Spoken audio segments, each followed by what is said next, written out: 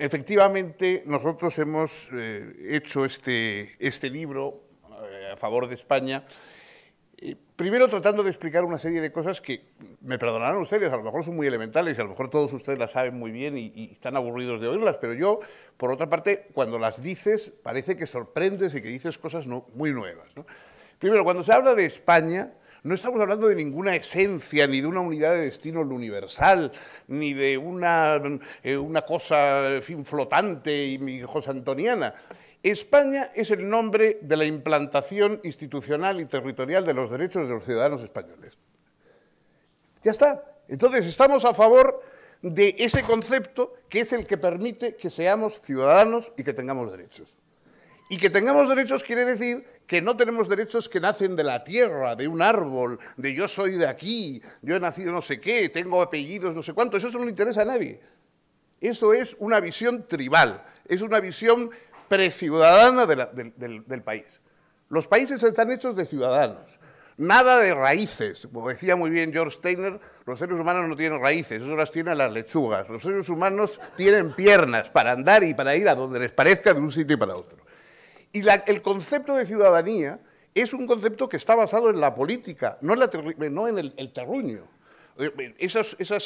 Hoy se hacen unas descripciones, incluso las personas que tratan de defender, digamos, la unidad del país, hacen unas descripciones de tipo completamente sentimental y afectivo. Por ejemplo, se dice, hay que buscar que todo el mundo esté cómodo en España. Pero bueno, un país no es un sofá, o sea, un país no es un sitio para rellenarse.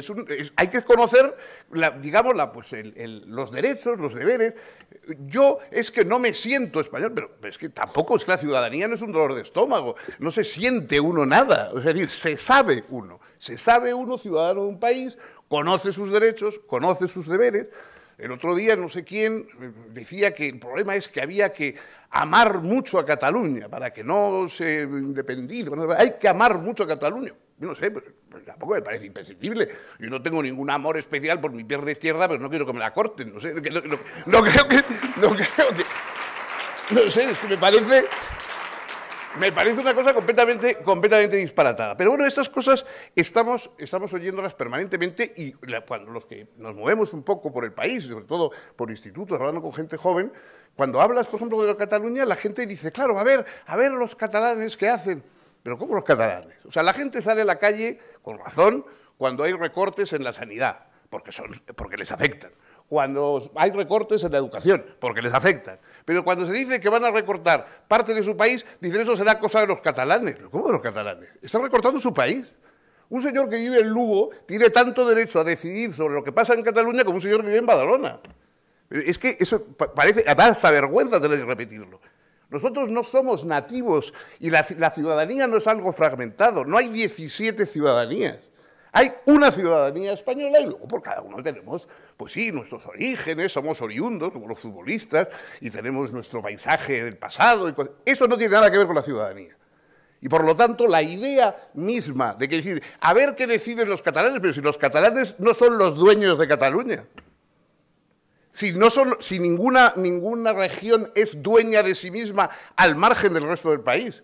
Una cosa es que haya una serie de problemas locales que administren las personas que viven allí y que el que va a discutir si se asfalta una calle o no sean las personas que la utilizan y que viven allí. Hay una serie de problemas municipales, locales, autonómicos, etcétera, que es verdad que están relacionados con las personas que están usando esa parte del país. No que sean dueños, sino que la están usando, que viven allí y que, por lo tanto, tienen más que decir que otros que no conocen esos problemas concretamente, etc. Pero cuando se trata de la concepción del país en general, de los derechos y de las garantías de todos los españoles, del futuro del país unido, del enfrentamiento a la crisis, etc., en eso somos todos exactamente, tenemos todos el mismo derecho. Y claro, el hecho de que alguien quiera decir, yo tengo un derecho a decidir, quiere decir, usted no tiene derecho a decidir sobre esta parte del país. Es decir, yo le quito a usted su derecho a decidir sobre una parte de un país que hasta ayer era suyo. Ahora solo va a ser mío. ¿Que la ciudadanía es una abstracción? Todo es una abstracción, los derechos de propiedad también. Ser propietario de un coche es una abstracción. Es una abstracción, a lo mejor hay un papel que lo dice, pero es una abstracción gracias al cual los demás no se pueden llevar su coche, te lo llevas tú. Entonces, gracias a esa abstracción, somos dueños de cosas. Y todo lo demás, y otros muchos valores, no quiero, matrimoniales, familiares, etcétera, están basados en abstracciones. Pero esas abstracciones forman la vida de los seres que vivimos y que tenemos una capacidad simbólica. No estamos agarrados a las cosas para que sean nuestras, sino que tenemos confianza en que existen unas leyes que garantizan la propiedad, que garantizan otra serie de instituciones. Por ejemplo, todas ellas se basan en la ciudadanía. Bueno, entonces, el defender a España es defender los derechos de ciudadanía de los españoles. No es defender un ser mitológico, ni un dragón que está por allí, al cual, digamos, se puede comer o dejar de comer a los niños. Estamos defendiendo los derechos de los ciudadanos, de unos ciudadanos europeos, y además estamos defendiendo la posibilidad de transformar y de mejorar esa sociedad. Es decir, ¿cómo se van a aplicar criterios que mejoren la educación, por ejemplo? Y antes lo decía Carlos, en un panorama totalmente fragmentado en que, por ejemplo, yo vengo de un sitio en que hablan ahora de un currículum vasco. Un currículum vasco. Eso me recuerda cuando Borges hacía chistes sobre la idea de una filosofía argentina, y decía, hablar de filosofía argentina es como hablar de equitación protestante. Pues esto quiere decir, o sea, un currículum vasco es la equitación protestante. O sea, ¿cómo quiere un currículum? A los niños hay que enseñarles pues, las cosas que hay que enseñarles. ¿Cómo va a haber un currículum especial? Pero claro, el problema es que esto no es solamente de los nacionalistas. Esto lo hay en todas. Esto lo hay en Castilla-La Mancha, en Andalucía, en Galicia, en Extremadura, en todas partes. En todas partes lo importante es enseñar a la gente a ser lo que ya es. A tener una identidad.